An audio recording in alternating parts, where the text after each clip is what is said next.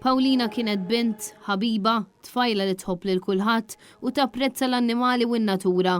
L-umanità ta' Paulina misset ħafna qlub u se tnixxi ħafna dmuħ. Dan kien id-diskors ta' Father Henrik Blazek, id-direttur spirituali tal-komunità Pollakka f'Malta, waqt il-quddisa li saret fil-Knisja ta' Sarrija fil-Furjana biex titfakkar il-memorja ta' Paulina Dembska, iż-żagħżugħa Pollakka ta' 29 sena li nqatlet kisa ħubiret fi ġnien l-indipendenza f'Taslima fl-ewwel lejl tas-sena l-ġdida.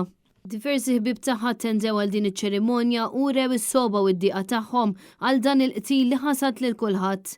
Tantu hekk li diversi Pollakki li kienu preżenti għal din iċ-ċerimonja qalu li għadhom sissa ma jistgħux jemmnu kif dan l-omiċidju ġara f'Malta, il-pajjiż li tant iħossuhom milqwajn fih bih biberija. Waqt l-omelija Father Henrik esprima x-xewqa li din id-disgrazzja li waslet biex Paulina titlef ħajjitha tagħti tama lil dawk il-persuni li jinsabu għaddejjin minn xi tip ta' vjolenza. Filwaqt li ħeġġeġ il-komunità Pollakka biex jiftakru fi kliem il-mulej u l-koll jaħfru lil min wetta id-delitt.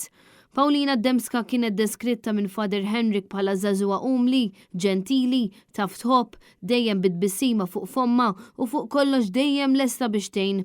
Sa dan it-tant fl-aħħar żviluppi Ebner Aquilina ta' 20 sena qed jingħata mediċina qawwija hekk kif jinsab rikoverat fl-isptar Monte Carmeli. Barra minn hekk jaffadal diversi ġimgħat oħra qabel ma jitqies li jista' jitressaq il-qorti brabta ma' dan l-omiċidju. Sorsi qrib l-investigazzjoni spjegaw li fil-waqt li Aquilina ammetta mal-investigaturi li qatel il-Dembska u stqar kemm il-darba li fil-lejl tal-qtil kelmu x-xitan u ordnalu biex joqtol.